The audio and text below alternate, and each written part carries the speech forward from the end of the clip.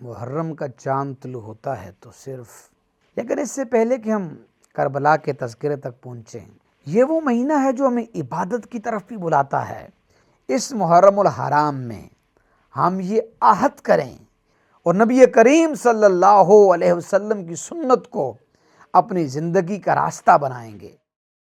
بسم اللہ الرحمن الرحیم۔ السلام علیکم ورحمۃ اللہ وبرکاتہ۔ ہمارے آج کے سلسلے میں خوش آمدید۔ آج کا ہمارا موضوع محرم الحرام کی عظمت اور امام حسین رضی اللہ تعالیٰ عنہ۔ معزز ناظرین، یاد رکھیے، محرم کا چاند طلوع ہوتا ہے تو صرف ایک نئے سال کا آغاز نہیں ہوتا، بلکہ تاریخ کے دریچوں سے وفا، صبر، استقامت اور قربانی کی خوشبوئیں بھی آنے لگتی ہیں۔ دل بے اختیار اس عظیم خانوادہ نبوت کی طرف متوجہ ہو جاتا ہے، جسے رسول اللہ صلی اللہ علیہ وسلم نے اپنی محبتوں کا مرکز بنایا، اور جس کے ایک درخشاں ستارے کا نام سیدنا امام حسین ہے۔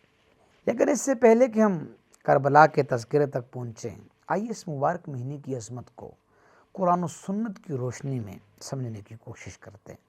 اللہ تعالیٰ قرآن کریم میں ارشاد فرماتے ہیں، ان عدت الشہور عند اللہ 12 شہرا فی کتاب اللہ منہا اربعۃ حرم۔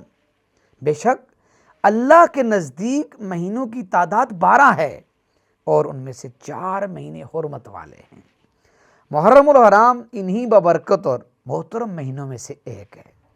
حضرت ابو ہریرہ رضی اللہ تعالیٰ عنہ سے روایت ہے کہ رسول اللہ صلی اللہ علیہ وسلم نے فرمایا، رمضان المبارک کے بعد سب سے افضل روزے اللہ کے مہینے محرم کے روزے ہیں۔ صحیح مسلم کی یہ حدیث ہمیں بتاتی ہے کہ محرم الحرام محض کیلنڈر کا پہلا مہینہ نہیں، بلکہ اللہ تعالیٰ کی خاص نسبت اور خصوصی رحمتوں کا مہینہ ہے۔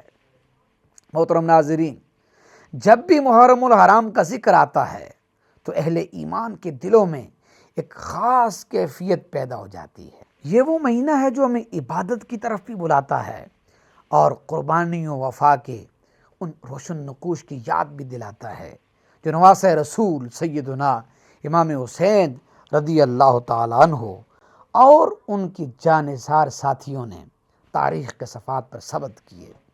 سیدنا امام حسین رضی اللہ تعالیٰ عنہ کی یاد دراصل صبر کی یاد ہے۔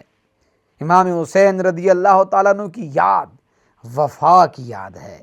امام حسین رضی اللہ تعالیٰ عنہ کی یاد دین مصطفیٰ صلی اللہ علیہ وسلم سے محبت کی یاد ہے، اور امام حسین رضی اللہ تعالیٰ عنہ کی یاد ہمیں یہ سبق دیتی ہے کہ مسلمانوں کے لیے سب سے بڑی دولت اللہ تعالیٰ کی رضا اور رسول اللہ صلی اللہ تعالی علیہ وسلم کی سنت ہے۔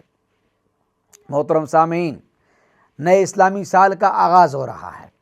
یہ وقت ہے کہ ہم اپنے اعمال کا جائزہ لیں۔ اگر نمازوں میں کوتاہی ہوئی ہے تو اسے دور کریں۔ اگر قرآن کریم سے تعلق کمزور ہو گیا ہے تو اسے مضبوط کریں۔ اگر والدین، رشتہ داروں یا بندوں کے حقوق میں کمی ہوئی ہے تو ان کی تلافی کریں، اور اگر گناہوں نے ہماری زندگی کو گھیر لیا ہے تو اللہ تعالیٰ کے حضور سچی توبہ کریں، کیونکہ کامیاب وہی ہے جس کا آج اس کے کل سے بہتر ہے۔ محترم ناظرین، آئیے اس محرم الحرام میں ہم یہ عہد کریں کہ ہم محبت اہل بیت کو بھی اپنے دلوں میں جگہ دیں گے، صحابہ کرام رضی اللہ عنہم سے محبت کو بھی اپنے ایمان کا حصہ سمجھیں گے، اور نبی کریم صلی اللہ علیہ وسلم کی سنت کو اپنی زندگی کا راستہ بنائیں گے۔ یاد رہے، آنے والی نشستوں میں ہم نواسہ رسول سیدنا امام حسین رضی اللہ عنہ کی مبارک زندگی، ان کے مقام و مرتبہ، ان کی سیرت، ان کے صبر اور ان کے عظیم پیغام کو قرآن و سنت اور مستند تاریخ کی روشنی میں سمجھنے کی سعادت حاصل کریں گے۔ اللہ تعالیٰ میں محرم الحرام کی برکتیں نصیب فرمائے۔